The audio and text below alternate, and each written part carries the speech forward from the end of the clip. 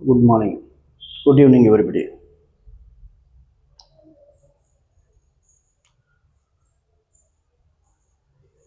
இன்னைக்கு evidence act ஆரம்பத்தில் பார்க்குறோம். எவிடன்ஸ் ஆக்டை அனைத்து சட்டங்களுக்கும் தலையாய அங்கம் அப்படி என்று சொல்லலாம். எந்த ஒரு கேஸ் எடுத்துக்கிட்டாலும் எவிடன்ஸ் இல்லாமல் அந்த வழக்கு செல்லாது, எடுபடாதுன்னு சொல்லலாம். செல்லாதுன்றத விட ஜெயிக்காது என்று சொல்லலாம், நடத்த முடியாது என்று சொல்லலாம். அதனால் முக்கிய ஆதாரமாக எவிடன்ஸ் ஆக்ட் மிக முக்கியமான சட்டமாகும்.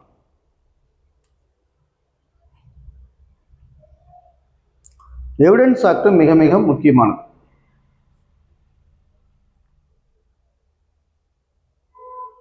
இந்த எவிடன்ஸ் ஆக்டில் செக்ஷன் 1 இந்த எவிடன்ஸு எந்த எல்லை வரையறைக்குள் செல்லும் என்பதனை வரையறுக்கப்படுகிறது.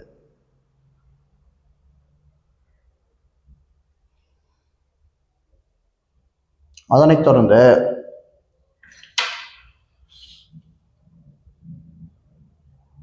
இந்த எவிடன்ஸ் சட்டம் லாவோ இல்லாமல் எந்த ஒரு வழக்கும் நடத்த முடியாது. கிரிமினலும் சரி, எனி எந்த ரூலுக்கும், எந்த சட்டத்திற்கும், எந்த ஒரு ஆக்டுக்கும் எவிடன்ஸ் இல்லை என்றால் அந்த வழக்கு செல்லாது, நீடிக்காது, நிற்காது. குற்ற வழக்குக்கும், சிவில் வழக்குக்கும், கமர்ஷியல் வழக்குக்கும், கான்ஸ்டியூஷனுக்கும் எந்த லாவாக இருந்தாலும் evidence must be evidence. Must be evidence.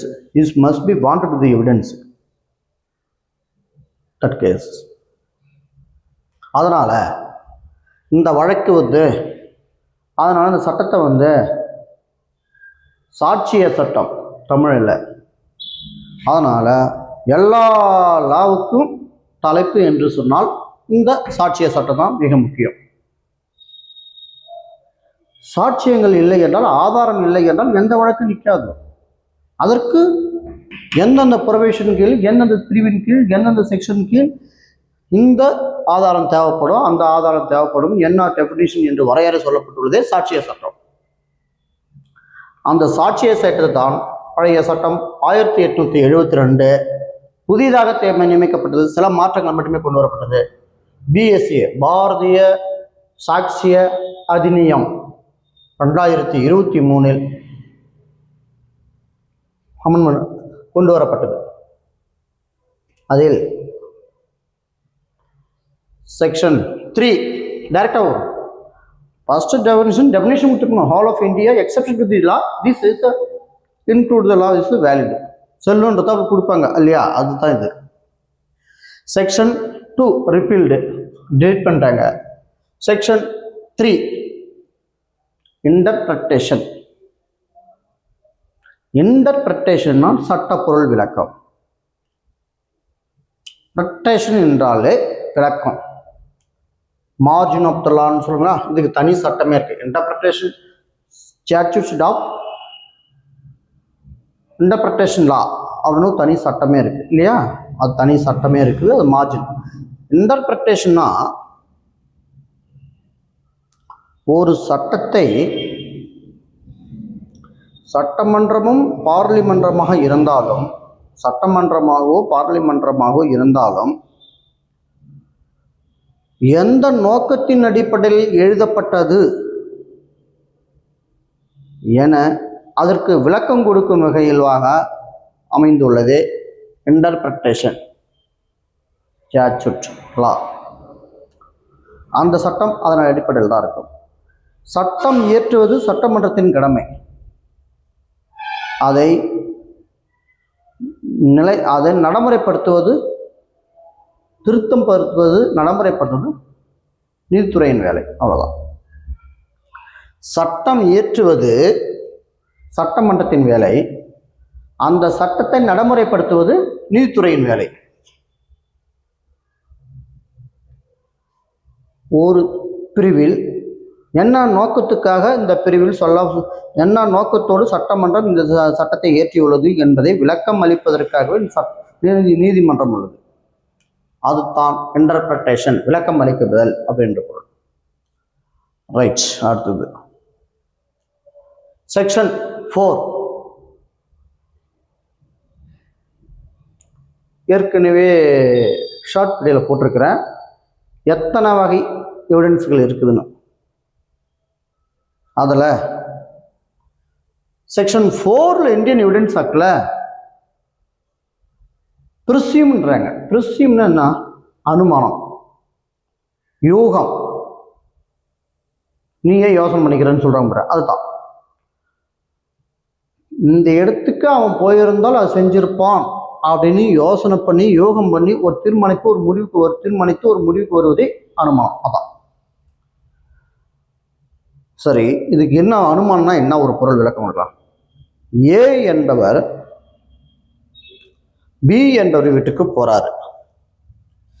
ஏ என்பவர் பி என்பவரின் வீட்டுக்கு போகிறார்.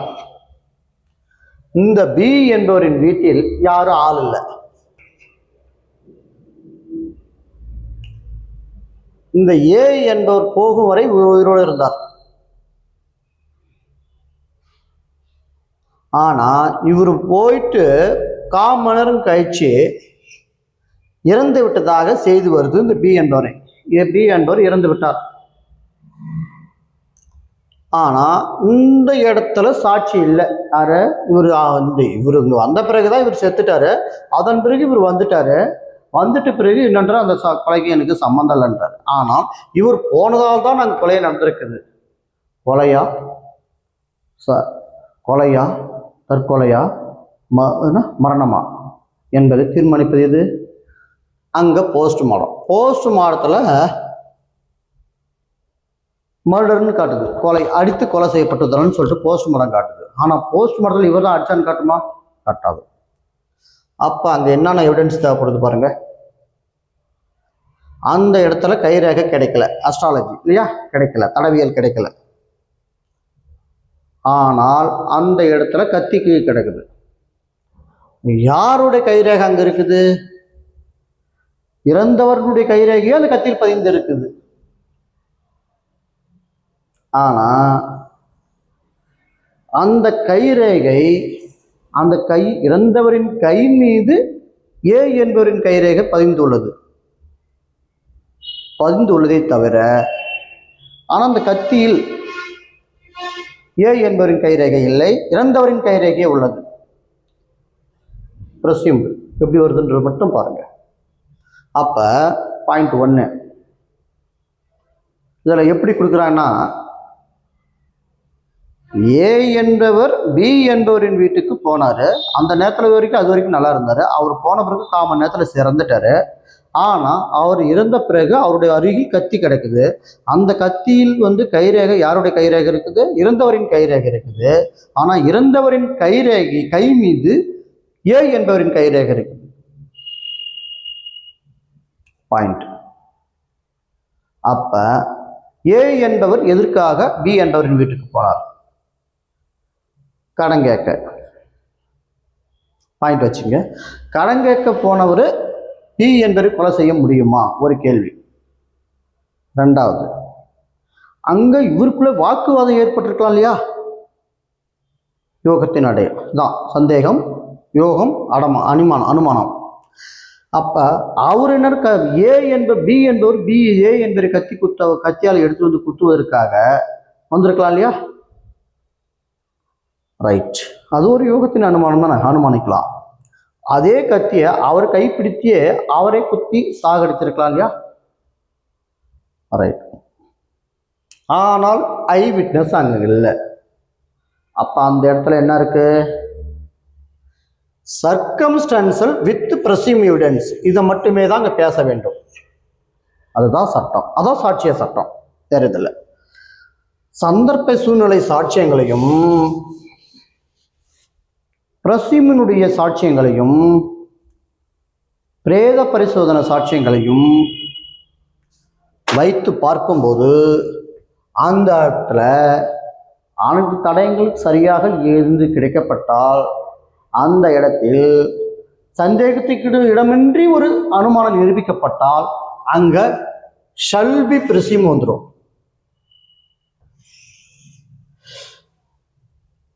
பாதி சந்தேகம் பாதி இல்லை அப்படின்ற நிரூபணம் இல்லைன்றால் மே பிரிசிம்ல வந்துடும். அனுமானம் இருக்கலாம், ஒரு வேலை பண்ணியிருக்கலாம், அந்த இடத்துல யாருமே இல்லை, இவன் தான் போயிருக்கிறான், ஏதோ சின்ன சின்ன ஆடியெல்லாம் கிடைக்குதுன்னா இப்போ இவன் தான் இருந்திருக்கிறான் அப்படின்னு இருக்கலாம். அதுதான் அப்ப ஷல்யூ மே பிரிசிமத்துக்கும் ஷல் பிரிசிமத்துக்கும் இதுதான் வித்தியாசம்.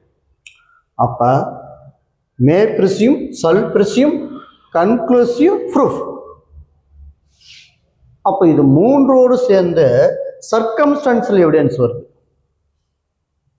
சந்தர்ப்ப சூழ்நிலை சாட்சியங்கள்.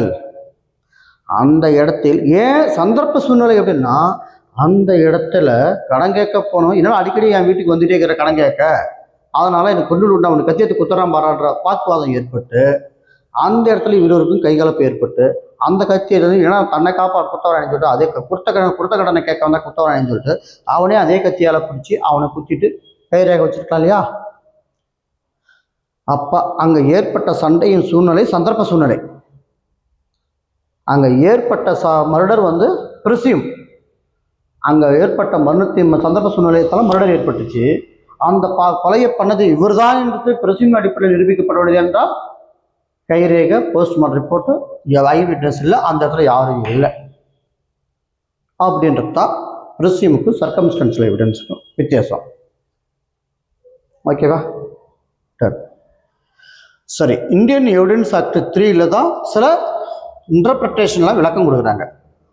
கோர்ட்டு இது எல்லாமே சொல்கிறாங்க.